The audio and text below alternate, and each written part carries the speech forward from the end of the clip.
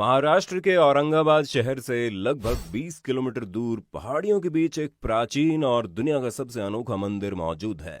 उस मंदिर को कब और किस तरीके से बनाया गया, इस बारे में कोई भी पुख्ता जानकारी किसी को नहीं पता।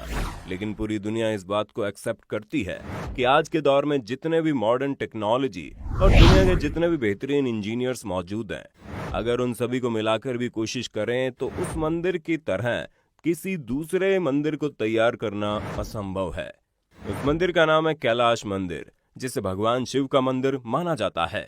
अब आप अंदाजा लगा सकते हैं कि हमारी आज की दुनिया इतनी मॉडर्न हो चुकी है कि हम बुर्ज खलीफा जैसी दुनिया की सबसे ऊंची इमारत को बना सकते हैं। हम समंदर के बीचों बीच किसी शहर को बसा सकते हैं। लेकिन आज से सैकड़ों साल पहले हमारे भारत के लोगों ने एक ऐसे मंदिर को बनाया जिसे इस वक्त का दुनिया का कोई भी इंजीनियर दोबारा नहीं बना सकता। ऐसे में सवाल उठना लाजमी है कि आखिर आज से सैकड़ों साल पहले बिना किसी मॉडर्न टेक्नोलॉजी के प्राचीन भारतीयों ने इस मंदिर को आखिर किस तरह बना लिया। आखिर कितने लोगों ने मिलकर इस मंदिर को तैयार किया, इस मंदिर को कब बनाया गया, और उससे भी बड़ा सवाल, दुनिया के सबसे अनोखे महादेव के मंदिर को किस राजा ने बनवाया। दोस्तों, सबसे पहले तो हम आपको बता दें कि आज हम आपको जिस मंदिर के बारे में बताने जा रहे हैं उसकी सबसे खास बात यह है कि उस मंदिर को इस तरीके से तैयार किया गया था जिसके बारे में आज के मॉडर्न टेक्नोलॉजी वाले इंजीनियर सोचकर भी घबरा जाते हैं। उदाहरण के तौर पर मान लीजिए कि आज के वक्त में जब कोई इंजीनियर कोई भी इमारत तैयार करता है तो उस इमारत को तैयार करने के लिए पत्थर या फिर कंक्रीट के कई टुकड़ों का इस्तेमाल करता है। इसके साथ ही वो कई मॉडर्न मशीनें, कंप्यूटर और सॉफ्टवेयर का इस्तेमाल करके उस इमारत के सटीक नक्शे को तैयार करता है, और इमारत को तैयार करने वाला मजदूर बिल्कुल उसी नक्शे के अनुसार उस इमारत को खड़ा करता है। आधुनिक मशीन, कंप्यूटर सॉफ्टवेयर और एक बेहतरीन इंजीनियर होने के बावजूद भी इमारत तैयार होते होते उसमें कुछ न कुछ गलतियां जरूर हो जाती हैं। लेकिन हैरानी की बात तो यह है कि आज से लगभग 1000 साल से भी पहले जब औरंगाबाद के पास मौजूद पहाड़ियों के बीचों बीच इस मंदिर को तैयार किया गया तो उसे मंदिर के पत्थरों के टुकड़ों से नहीं बल्कि सिर्फ और सिर्फ एक बड़े से चट्टान को काट कर तैयार किया गया। आसान शब्दों में आप ये भी कह सकते हैं कि कैलाश मंदिर पूरा का पूरा सिर्फ एक पत्थर का बना है, उसमें कोई जोड़ मौजूद नहीं है। इसका मतलब यह है कि उस वक्त जो भी कारीगर उस मंदिर को तैयार कर रहे थे, अगर इनसे छोटी सी भी गलती हो जाती तो मुमकिन है उस मंदिर का ढांचा पूरी तरह से बर्बाद हो जाता। जब दुनिया भर के वैज्ञानिकों को इस बात का पता चला तो वे सोचने पर मजबूर हो गए कि आज के वक्त में इतने आधुनिक मशीन और कंप्यूटर का इस्तेमाल होने के बावजूद भी जब गलतियां हो जाती है तो आज से सैकड़ों साल पहले प्राचीन भारतीयों के पास ऐसी कौन सी टेक्नोलॉजी मौजूद थी कि बिना किसी गलती के इस रहस्यमय मंदिर को तैयार कर दिया, जो सैकड़ों सालों बाद आज भी बिल्कुल उसी तरह से पहाड़ियों के बीच सीना तान कर खड़ा है। इतना ही नहीं, ये घटना साल 1682 की है। ये वही दौर था जब भारत के जमीन पर मुगलों का राज चलता था और उस वक्त यहाँ के अधिकतर जमीन पर औरंगजेब का कब्जा था। ये तो आप सभी जानते हैं कि मुगलों को हिंदुओं के धार्मिक स्थलों और स्थापत्य कला से कितना अधिक चिढ़ थी। मुगलों ने लगभग 3 शताब्दी तक भारत पर राज किया और इस बीच भारत में इतने मंदिरों को तोड़ा जिसकी कोई गिनती नहीं। और इसी सिलसिले में औरंगजेब ने औरंगाबाद के उस कैलाश मंदिर को भी नुकसान पहुंचाना चाहा। औरंगजेब ने हजारों सैनिकों के एक दल को कैलाश मंदिर को पूरी तरह से नष्ट करने का काम सौंपा था। आपको जानकर हैरानी होगी, मुगलों के बीच सैनिक लगातार 3 साल तक इस मंदिर को नुकसान पहुंचाने का काम करते रहे।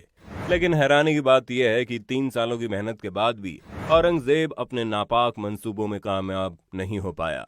कई सालों की मेहनत के बाद जब उस मंदिर को कोई नुकसान नहीं हुआ तो औरंगजेब को यह समझ आ गया कि इस मंदिर को खत्म करना लगभग नामुमकिन है। आखिरकार औरंगजेब और उसके सैनिकों को पीछे हटना पड़ा। ये तो थे इस मंदिर से जुड़े कुछ ऐतिहासिक तथ्य। अब सबसे बड़ा सवाल ये है कि इस मंदिर को बनाया कब गया था और इस मंदिर को कितने लोगों ने मिलकर कितने समय में बना डाला। मंदिर को लेकर जानकारी मिलती है कि इसका निर्माण राष्ट्रकूल के राजा कृष्ण प्रथम ने कराया था।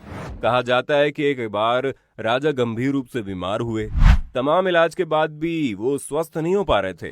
तब रानी ने भोलेनाथ से प्रार्थना की कि वो राजा को स्वस्थ कर दें। उनके स्वस्थ होते ही वो मंदिर का निर्माण करवाएगी और मंदिर का शिखर देखने तक व्रत करेंगी। तब राजा स्वस्थ हो गए, लेकिन रानी को बताया गया मंदिर का निर्माण और शिखर बनने में कई वर्ष लग जाएंगे। ऐसे में इतने वर्षों तक व्रत रख पाना संभव नहीं है। तब रानी ने भोलेनाथ से मदद मांगी। मान्यता है कि तब उन्हें भूमि अस्त्र मिला। ये महादेव का दिया हुआ ऐसा अस्त्र था जो कि पत्थर को भी भाप बना सकता था। इस अस्त्र का जिक्र ग्रंथों में भी मिलता है। मान्यता है कि उसी अस्त्र से इस मंदिर का निर्माण हुआ और मंदिर बनने के बाद उस अस्त्र को मंदिर के नीचे गुफा में रख दिया गया और रानी को कई वर्षों तक व्रत न रखना पड़ा। इसलिए मंदिर को शिखर से नीचे की तरफ तैयार किया गया ताकि सबसे पहले मंदिर का शिखर ही तैयार हो। दुनिया भर के वैज्ञानिक यही मानते हैं कि इतने कम समय में परलौकिक शक्तियों द्वारा ही ऐसे मंदिर का निर्माण संभव है। अन्यथा आज के समय में ऐसा मंदिर इतने कम समय में और एक पत्थर को ऊपर से नीचे तराश कर बनाना असंभव है। आर्कियोलॉजिकल और जियोलॉजिकल डिपार्टमेंट के लोगों का कहना है कि कैलाश मंदिर कोई सामान्य मंदिर नहीं है। इस मंदिर के नीचे एक सीक्रेट अंडरग्राउंड सिटी है, लेकिन नीचे जाने का रास्ता आम आदमियों के लिए बंद है। इन दरवाजों के पीछे एक सुरंग भी बनी है जिसका रास्ता अंडरग्राउंड शहर की तरफ जाता है। अब हम आगे इस मंदिर के बारे में जिन बातों को बताने जा रहे हैं उसे ध्यान से सुनना। आर्कियोलॉजिस्ट के अनुसार किसी एक बड़े चट्टान को काटकर ऐसा मंदिर बनाने के लिए लगभग 4 लाख टन पत्थरों को काटकर यहाँ से निकाला गया होगा। वहीं दूसरी तरफ इतिहास की कुछ किताबों के अनुसार इस मंदिर को बनाने में उस वक्त लगभग 18 साल का वक्त लगा। इस हिसाब से देखा जाए तो उस वक्त जिन कारीगरों ने मिलकर इस मंदिर को तैयार किया, उन कारीगरों और मजदूरों को हर दिन लगभग 60 टन पत्थरों को काटकर वहां से निकालना पड़ा। इसका मतलब ये हुआ कि हर घंटे 5 टन पत्थर, और वो भी बिना किसी मॉडर्न टेक्नोलॉजी के। खैर, ये तो हो गई पहाड़ी के उस चट्टान को काटकर पत्थर निकालने की बात, लेकिन कैलाश मंदिर के अंदर जो नक्काशी की गई है और उसके अंदर जो मूर्तियां और खंभे मौजूद है, उस अद्भुत कलाकृति को बनाने में कितना समय लगा होगा, ये सब बातें कैलाश मंदिर को और अधिक रहस्यमय बना देती हैं। क्योंकि आज से कई 100 साल पहले जब आज की तरह कोई आधुनिक उपकरण नहीं थे, तो केवल कुछ पत्थरों के औजार से इस तरह की भव्य इमारत को कैसे बनाया गया होगा। इस मंदिर से जुड़ी दूसरी सबसे बड़ी हैरानी की बात तो यह है कि मंदिर को तैयार करते वक्त लगभग 4 लाख टन पत्थर को काटकर वहां से निकाला गया था, लेकिन उसके बावजूद भी उस मंदिर से मीलों दूर के रेडियस में वैसा कोई भी पत्थर मौजूद नहीं। ऐसे में सवाल उठने लगा कि उस वक्त के कारीगरों और मजदूरों ने चट्टान को काटकर जो पत्थर बाहर निकाला, वो पत्थर आखिर गए कहां? आपको जानकर हैरानी होगी कि मंदिर के नीचे कई हाथियों का निर्माण किया गया। मान्यता है कि मंदिर पूरी तरह से उन्हीं के ऊपर टिका हुआ है।